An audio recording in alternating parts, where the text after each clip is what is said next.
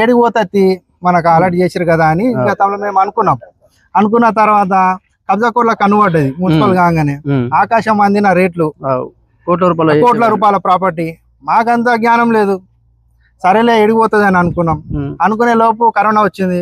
Corona వచ్చిన సమయంలో mayor Jakka Venkatareddy, మాజీ మేయర్, టిఆర్ఎస్ పార్టీ సంబంధించిన వ్యక్తి, గతంలో ఉన్న టిఆర్ఎస్ కోఆప్షన్ మెంబర్, కార్పొరేటర్లు, ఫిర్యాదుగూడలో ఉన్న కార్పొరేటర్లు దీని మీద కన్నుబడి ఈ స్థానికంగా ఉన్న ఈ గవర్నమెంట్ ఏదైతే ముస్లిం క్రిస్టియన్లకు ఉన్న ల్యాండ్ ని ఆక్యుపై చేసుకున్నారు. వాళ్ళు సర్వే నెంబర్ 12 వేసుకొని డాక్యుమెంట్ 12 ప్రకారమే చేసుకున్నారు. సరేలే మా సర్వే నెంబర్ 1 కదా, 12 ఎట్లా అవుతుంది?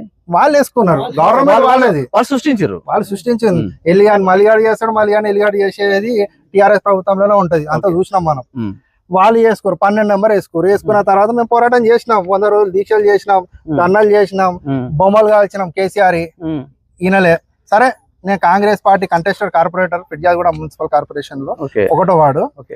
అయినా నేను పోరాటం చేసిన, వదలలేదు.